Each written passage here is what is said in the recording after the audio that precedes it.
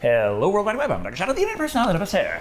And at least this week we can be sure whatever it is we're going to be watching, it's gotta be better than the Clown Chainsaw Massacre. So how about Clown of the Dead? Or, if you prefer its original title, Badoet, an Indonesian film from Indonesia, as has been the theme this month. It's a horror movie, but get this, there's a killer clown in it.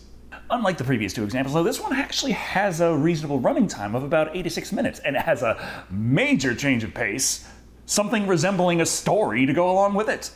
A story of horror and depravity, of course, with a little mix of your classic ghost story and more than a little peppering of The Exorcist here and there for good measure. And how well does that mix? Well, let's take a look at Clown of the Dead and find out. Well, this certainly made me feel better right away. This opening, while very simple, it does speak to a level of quality not seen in at least 2 movie reviews.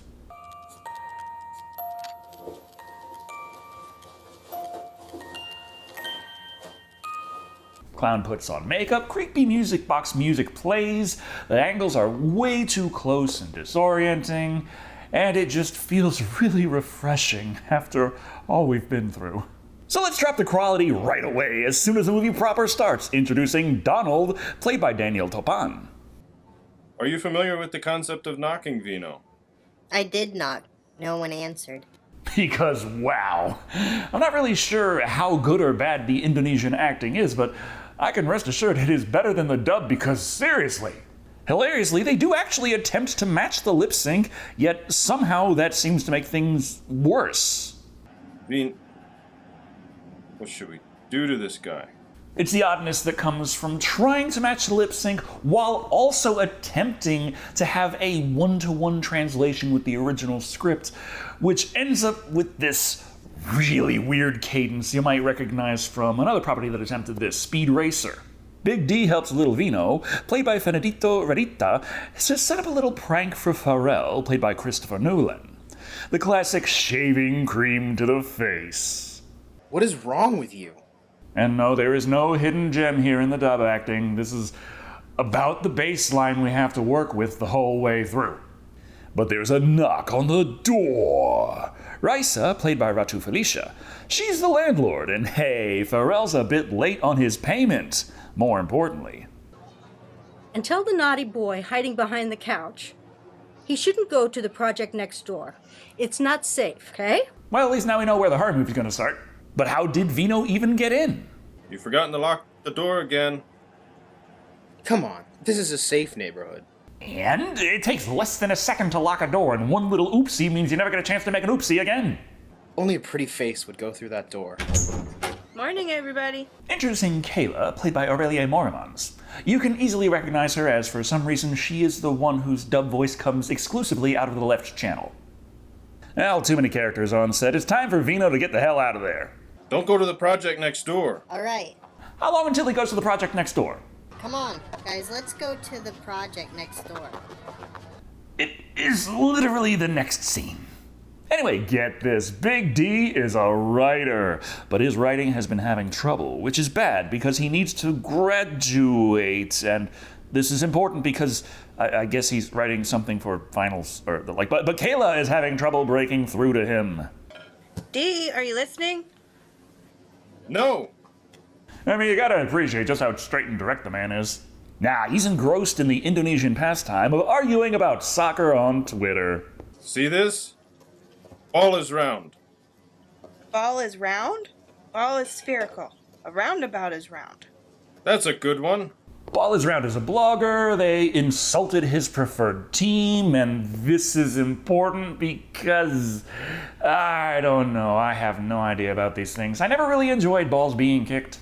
But where else, other than the project next door, could these youngins possibly play hide and seek? Thus, Vino runs off into a little shed where he just so happens to find a strange box. And this just so happens to occur right before a random man just so happens to spot him. Which means it's really not the best hiding place, all things considered.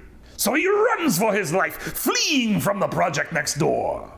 Which is a hell of a way to win at hide and seek. Heading back to his hovel and running right into Donald. Kids from the other block are chasing you again? No. The hell's this kid up to? We're running for his life. It's just another Tuesday. Big D grabs the box and is like, "Cool music box." Vino wants to open it, but it's locked. Luckily for Donald, he has his trusty pocket knife. Don't thank me. Thank the knife. Vino, come home now. Uncle, I have to go now.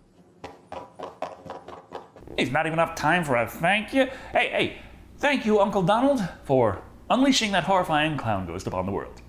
See, it's not hard. That night, all alone, he learns the music box is in fact a music box. What are you doing still up?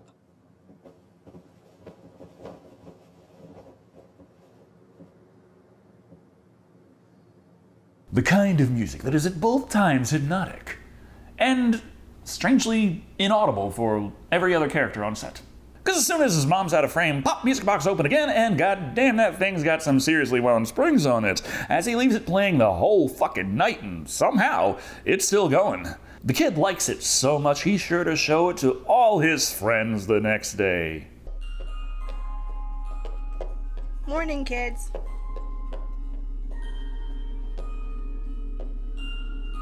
Hey, you might not be a fan of the effectiveness of ancient evil magics to keep the kids calm, but it sure beats the hell out of Cocomelon. There's still the Twitter drama over various round objects, and we get new drama about Farrell's video game habits running up the electric bill. But neither of these are really important right now. My place stinks since yesterday. Smells like a dead rat. Because it turns out this place smells like ass!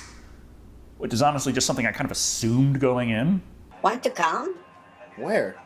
Night fair. It's open. Yes, starting tonight. Starting tonight. And that was definitely important to the plot, but I'm still not exactly sure what they just said. Point is, kid goes to the carnival and has a blast. But it's set to spooky music with close-ups and slow motion.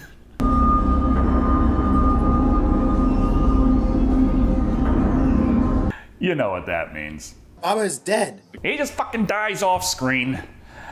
As the first kill of a horror movie. Damn it, it was going so well, too. Committed suicide, they said. His mother was gonna wake him up for school. When she enters his room, Baba had hung himself. Well, I'm not saying he should have done that, but I understand. And now his mom's so depressed, she hasn't left her room. My spaghetti will surely get her out of her room. Out of her room, straight to the bathroom.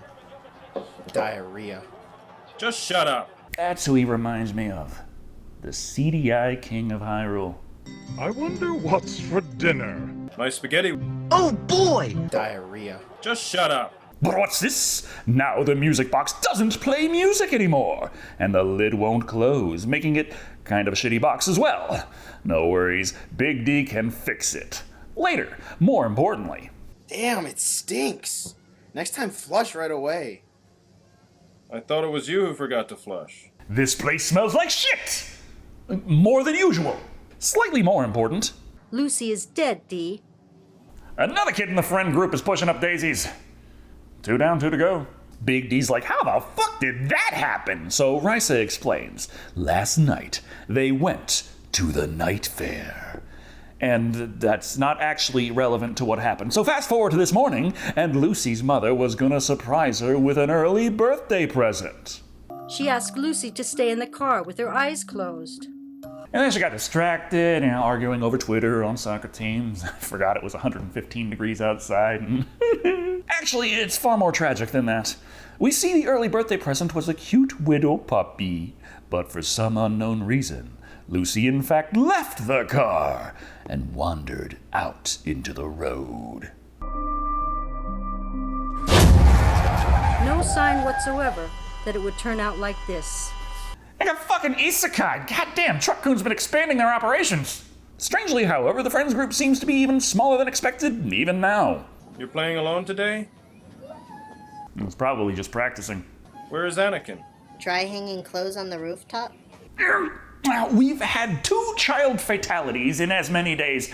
In this situation, even not knowing that there's a strange, spooky specter going around causing the problem in the first place, why the hell would anyone with a kid decide to just send them up alone right next to the precarious fall of death? Cause guess what?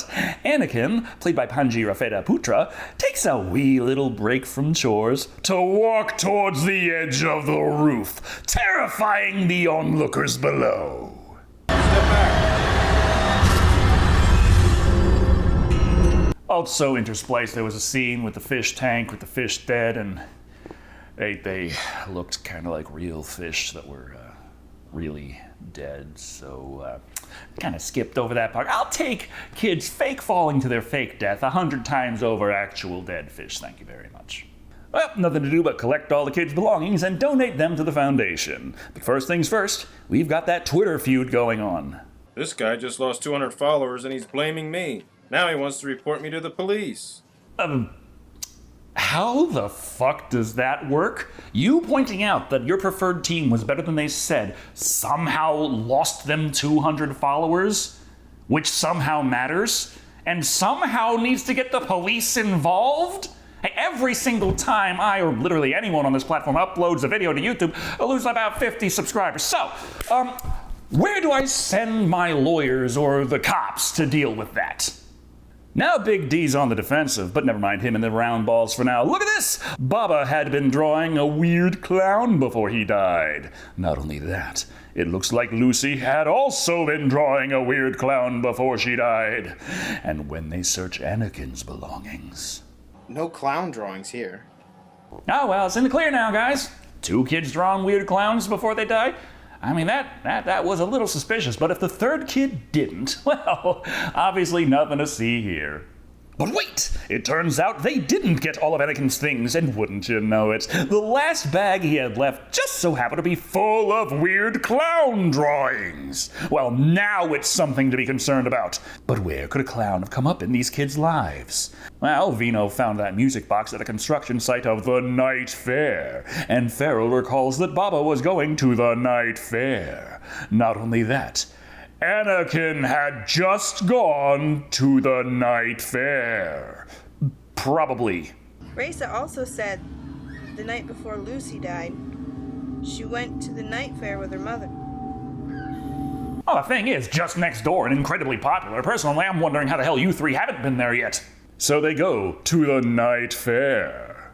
Guys, why don't we split up? I don't know, man. The body count's been rising for a while now. Might not be the best idea. That and the fact that they split up for all of 1 minute, only to meet back up like, well, didn't find shit. Until now, when they spot Raisa. But where is Vino? Don't worry. Vino must be around here. Mom! Vino, where have you been? Okay, so are we going to have crisis situations in this horror movie or not? Maybe a bit, as Vino tells them he ran off because he saw a clown. So these 3 head forth to investigate. My nephew said he saw a clown. Kids nowadays are not into clowns. They are more into SpongeBob, Shaun the Sheep, Madagascar. Fortnite, Roblox, Minecraft. Well, he's no help, so they must search on their own. But how? I haven't thought that far ahead. Let's just split up and find the clown. By splitting up. Again! Who dies first in a horror flick? It's always the girl, isn't it? No, the trope is the final girl. The girl lives. At least one of the girls. Sometimes the first kill is the girl, but here it was Baba. Lucy didn't die until second. They don't even split up anyway, and after a whopping 10-second search... Let's just go. They decided to just say fuck it and leave.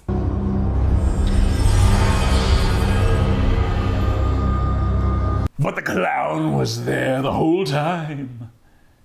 Except not really. He's more there in spirit. They spend less time searching the place for the clown than they spend the next morning passing each other's phones back and forth like, you took photos of me sleeping. No, you took photos of me sleeping. Who took photos of me sleeping? Who cares? There's a knock at the door. I am looking for Donald Kasuma, owner of the Twitter account D is Donald. And we learn that Indonesia takes Twitter wars very seriously. For it turns out this is Ball is Round herself, Nikki, played by Tiara Westlake. How did you know my address?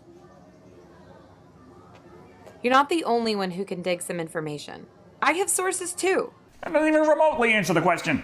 Evidently, Big D got her fired, so she's here to demand an apology. Here and on Twitter. Somehow this requires things to simmer down, so Farrell invites her in for some tea. But once she steps inside, she freezes. Something is definitely not right here.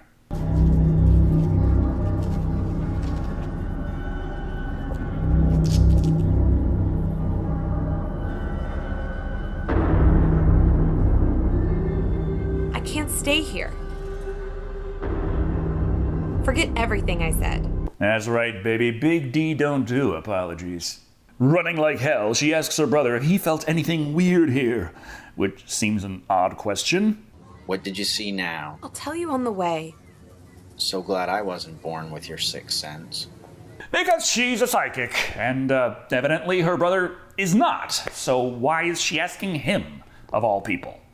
These guys can't find shit on their own, though, so it's on to Google to find the plot. Check it out. There was a clown show here with Captain Peekaboo. Only a slight problem. La Ramira neighborhood was shocked by the consecutive deaths of 4 children. Man, it's not great, but I've seen worse clowns.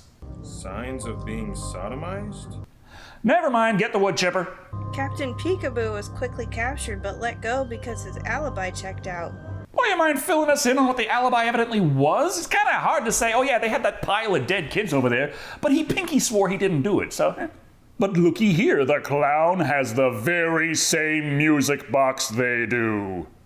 I'm not convinced. Oh yeah, sure, I mean, all the kids drew clowns that looked exactly like this clown, and they have the music box, the exact same music box in the photo there of that clown, but just because they have all this evidence... D.K. Donkey Kong. Doesn't matter how much evidence you have if we ignore it all, so it's back to milling about life as usual, as if there isn't a supernatural killer clown problem that's been killing everybody. Kayla's got to get some photocopies done while Big D has to work on his writing. Yes, 1 chapter left. From my experience, it can still take several months, especially when you have a ghost in the machine. Literally. And of course there's the ghost in the washing machine. But this is all mostly set up for suspenseful, spooky scares. And when you cut it down to the meat...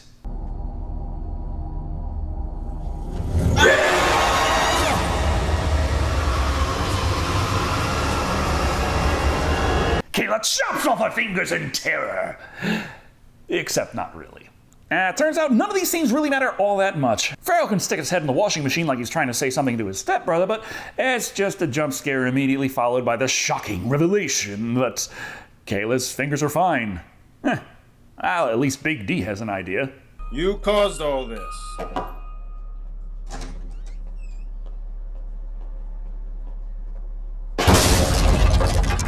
Destroy the music box! Except, as previously established, none of these scenes actually matter. So the music box is perfectly fine, logic be damned. The first thing that happens that does sort of matter is when Vino's mother finds him wandering around, so takes him to bed. Except he is already in bed and drawing pictures of clowns on the walls. What are we doing here again? First you wanted to pick a fight with this guy. Now you're helping him. Also, Nikki's back because, fuck it, why not? If these clowns can't fix their own clown problem, send the psychic to just know what to do. You are... just like... our mother. Ah, damn, the man's got a hell of a stutter. Point is, she's here to help because it's the right thing to do. What you're dealing with is way bigger than our petty dispute on Twitter. Oh, Jesus, that must run in the family. Point is, she's a seer, so what did she see exactly? Why, the clown ghost, of course, as well as the ghosts of the children he killed. Now, fuck hard evidence, this woo is far more convincing. Thus, she has no problem getting an audience with Vino with his mother's blessing. The kid's gone nonverbal, but don't worry. She can get him to answer yes or no questions with a little technique. Draw a long line for yes, a short line for no. Do you like playing with the clown, Vino? Oh. What's wrong? That's not a yes or no question, Nikki. The questions get dark, of course, like, hey, dat clown done any funny business? The answers horrify his mother, but when Nikki moves on to attempting to get Vino to allow her to communicate with the clown, he attacks! And this group of adults do their best to let this scrawny little kid think he's got a chance here. The kid's going full exorcist. Hell, the scene's going full exorcist, the mother rattling off Bible verses, I guess to give herself something to do. Also, lots of lip sync here, no dialogue. Don't know if it's because there never was any, or if we do actually hear things in the Indonesian version. Come to think of it, I really should have just watched the Indonesian audio version of this movie with English subtitles. Probably would have had a much better time with it. Well, kid's finally worn himself out. Now the adults can get back to trying to figure out this plot. The music box you showed me, Don. You're right. That's where it all began. By rewinding the movie to the previous scenes to show new things that they could have just shown the first time around. Art! Rewinding all the way back to the opening of the movie. Seems this music box, well, it was just a really nice music box. Clown liked it a lot, but there was a knock at the door one day. All the angry parents of all the children he killed, here for revenge. Not by burning him alive. Oh, no. That is far too kind, quick, and derivative. This clown got a slow, torturous death as each parent came up to him one by one, each taking their own pound of flesh.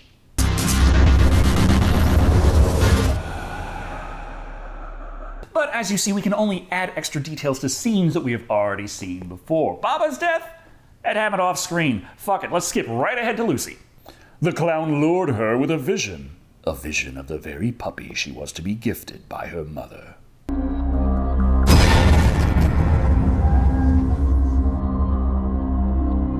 And I don't know about you, but that scene just really personally hurts me a lot to see. It's really actually very sad. I mean, not only did that kid have a reason to live longer than this, he had a reason to live 5 minutes longer even. Just the puppy alone, good enough, but no, boom! Now she's in a far-off, feudal Japan fantasy world with weird anime protagonists everywhere and no puppies. Also, despite the fact that we really don't need this explanation to understand this much, yeah, the clown was the one who sent Anakin off the roof. And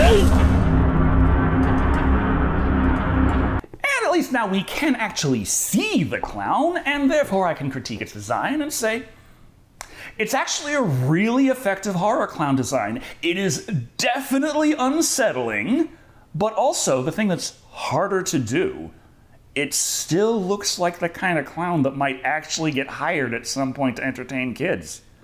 That is a tough balancing act to do, and they fucking got it. What do we do now? The music box. You want me to do the music box? Must be locked again. Oh, yeah, that makes a lot more sense. With the key, which she just so happens to know the location of. How convenient. Yeah, she's psychic, checks out, but oi, talk about your useless set of protagonists. Of course, you didn't have to be a psychic to figure out the key was probably hidden in the night fair. Thus, she takes the two theoretical men with, while Kayla sticks by Rice's side and watches over the kid. But this looks like it might be a ghost! Vino, it's me. This is Mom, dear. It's Mom. And it turns out to be a ghost! Kind of a long-distance ghost. But not that long distance, they are less than a mile away. So T-May gets to excavating the key from the devil's barrel, while Kayla and Risa try to contain the crazed kid. Keep an eye on him. Where are you going? Calling a doctor. What the fuck's that gonna do? You know the kid's being possessed by an evil clown ghost. What the hell, you think the doctor's gonna tell you, oh, actually you can knock that out with a couple of ibuprofen? Of course, the real reason she left is just to get her to slip out of frame so she can return as evil mommy possessed by the ghost of the clown, brandishing a cleaver at Kayla, which she doesn't actually use, instead going for that good old-fashioned choking.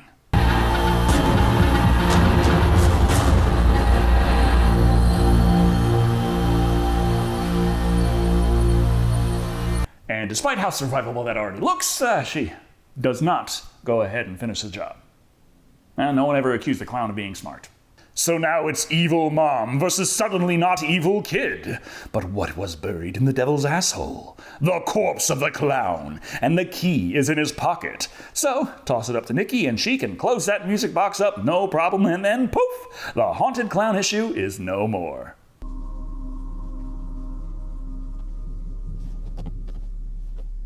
Are you okay? No, look, she survived. Well, I kind of figured they weren't going to do anything permanent to her after her fingers grew back. I am okay. Oh, no, the fuck you are not. That is the voice of the devil if I ever heard it. Big D, on the other hand. Forgot to check in with the psychic if sealing away the clown ghost somehow makes the clown's corpse come back to life. Yeah, I wouldn't think that was something you'd have to check either, but here we are. So he is attacked! But he's fine. Everyone's like, asshole slept instead of helping us put things back together. But he's not fine, as he begins to make himself up like a clown. Oh, look, I understand the flower and lipstick probably didn't look all that good, but I still would have liked to have actually seen what it looked like before you cut to credits. Anyway, that was Clown of the Dead. And it's still not good, but it's miles better than what we've been watching. I do feel bad for not checking out if I could find it in Indonesian, as I am 100% certain that version would be better. Even if the acting is still bad, at least it would feel slightly more natural. However, when I can praise the design, the angles, and the concepts, I do still feel like, at its heart, the movie does suffer from some pacing issues and a screenplay that it very much is and then, and not therefore. Things do logically flow in a way, up until Raisa just refuses to care about all the evidence about the clown. Why? So the running time could fill out with extra spooky scenes. The way the scenes were cut weren't bad, they worked for suspenseful horror, but the fact that all these characters were just super serious about finding the clown, only to be turned down once and then move on like nothing is happening? It's jarring, to say the least. Then, of course, there's the convenient psychic. The movie takes a long time to get her involved, and even then, somehow, they take even longer to get her involved, as the first thing she does is say fuck it and leave. Her motivations are to help. She states so clearly enough herself, but we don't get any limitation of her powers introduced, so the only way the movie has to ensure she doesn't solve the problem instantly is to just play keep away with the psychic. So we get some spooky events building on each other, and then just tread water doing random shit for a while, until someone else who can easily fix the situation shows up, snaps a finger, and fixes the situation. Not the most compelling storytelling, even if I did appreciate the horror and the design of the clown, coming in at 2 word pauses out of 5. The opening is strong, and the ending isn't terrible. The problem is they really needed to work on that connective tissue to really bring it all together. Thank you all for watching. I've been Shado, and remember, don't go to the project next door. D. K. D, are you listening? No!